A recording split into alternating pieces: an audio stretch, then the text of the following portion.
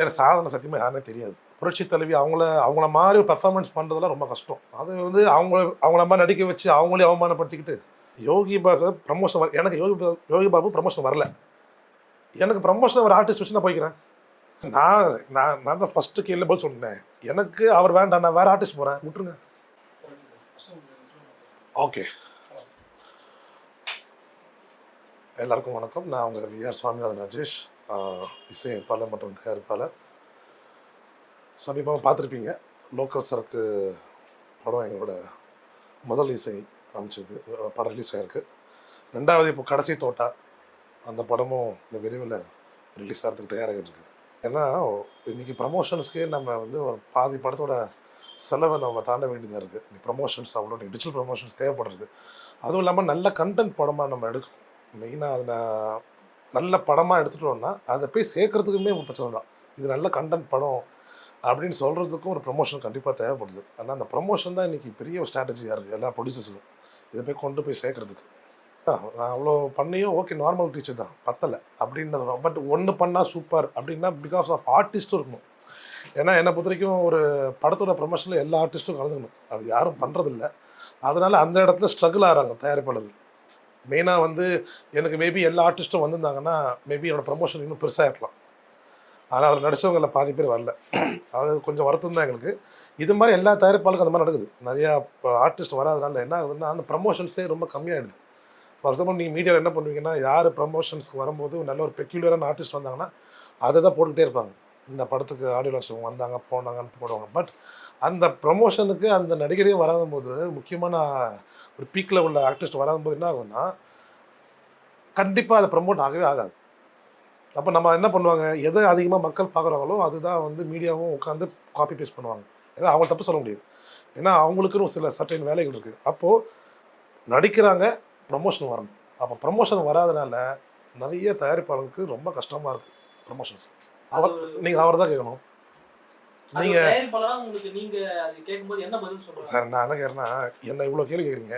என்னைக்காவது ஒரு நாள் யோகி பாபு சார்கிட்ட போயிட்டு ஏன் நீங்கள் சின்ன படம்லாம் வரமாட்டேன்றீங்க யாராவது கேட்டிருக்கீங்களா?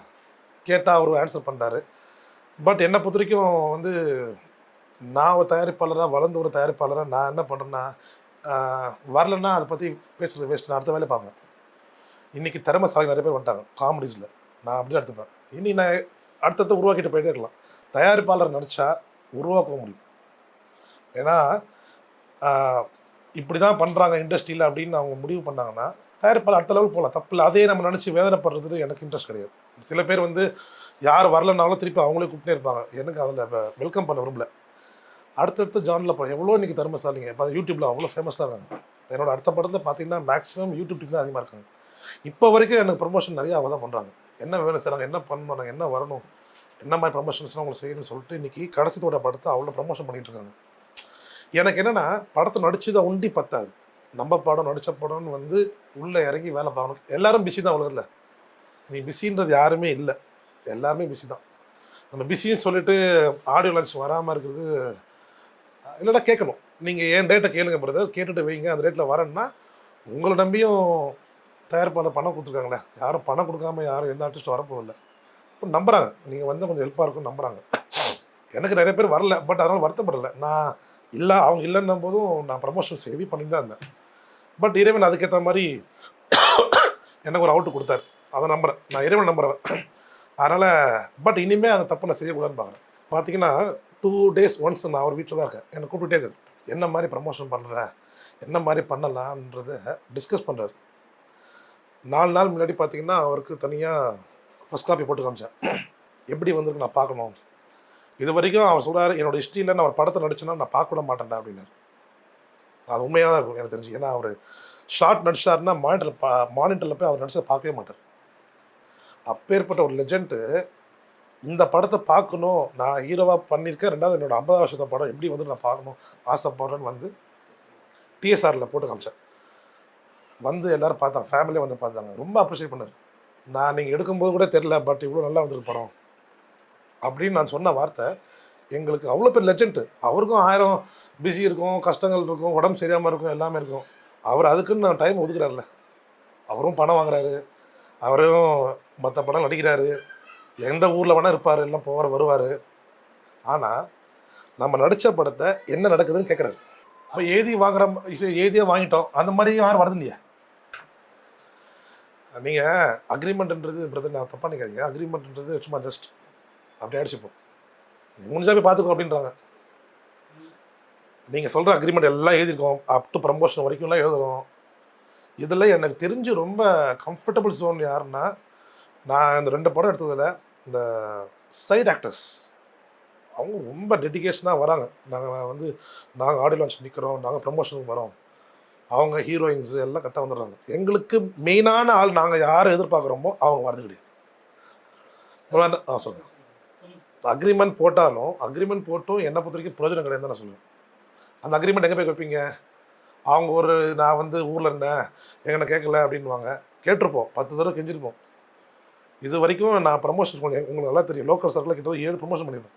அந்த 7 ப்ரமோஷன்லையும் பாருங்கள், ஈவனாக சில பேர் வந்திருக்க மாட்டாங்க. அப்போ அந்த 7 ப்ரமோஷன் நான் பண்ண 7 ப்ரமோஷனும் அந்த ஆர்டிஸ்ட் எல்லாம் பிஸியாக இருந்தாங்களா? கிடையாது. நான் நான் நான் தான் ஃபஸ்ட்டு கேள்வி போல் சொன்னேன், எனக்கு அவர் வேண்டாம், நான் வேறு ஆர்டிஸ்ட் போகிறேன், விட்டுருங்க. சிம்பிள். நாங்கள் இப்போ நீங்கள் என்ன சொன்னீங்க, யோகி பாபு ப்ரமோஷன் எனக்கு யோகி பாபு ப்ரமோஷன் வரல. எனக்கு ப்ரமோஷன் ஒரு ஆர்டிஸ்ட் வச்சு நான் போய்க்கிறேன். நான் போயிட்டு ஏன் யோகி பாபு வரல, ஏன் இந்த மாதிரி எனக்கு வாக்குறுதி கொடுத்தாரு, ஏன் வந்தேன்னாரு, இதெல்லாம் பேசிக்கிட்டு அவரையும் நான் கஷ்டப்படுத்த விரும்பல, நான் என்னையும் கஷ்டப்படுத்த விரும்பல. நான் என்ன நினைக்கிறேன்னா, அவர் பிஸியோடு இருந்துக்கிட்டோம். நான் எனக்கு பிஸி இல்லாத ஆர்டிஸ்ட்டாக பார்த்துக்கிட்டு கம்பெனிக்கு யார் ஃபேவராக இருக்காங்களோ நான் அவங்களை கூப்பிட்டு நடிக்க வச்சு போயிட்டுருக்கேன். அவ்வளோதான். இது மாதிரி எல்லா தயாரிப்புகளும் வரணுன்றேன். ஏன்னா இன்றைக்கி ஆர்டிஸ்ட்டுக்கு படம் இல்லை, அதை எல்லாருமே புரிஞ்சுக்கிட்டாங்க. நல்ல கண்டென்ட் இருந்தால் ஒண்டி தான் உங்களுக்கு படம்.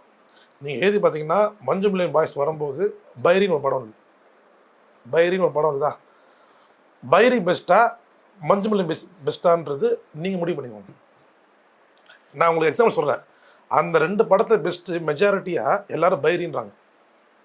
சிவகார்த்திகேயன் கூப்பிட்டு பாராட்டினாரு, எல்லோரும் பாராட்டாங்க. ஆனால் மஞ்சு மில்லியன் பாய்ஸை ஏன் கொண்டு போனாங்கன்னா, அங்கேயும் பாருங்கள் அந்த ஒரு பாட்டு.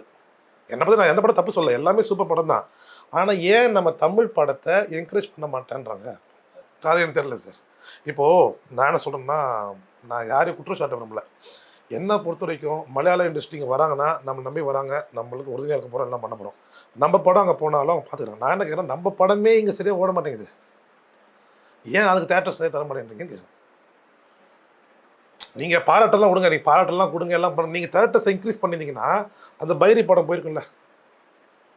அந்த படம் இன்றைக்கி அமேசானில் பிளாக் பஸ்டரில் போயிட்டுருக்கு, மெகா ஹிட்டு.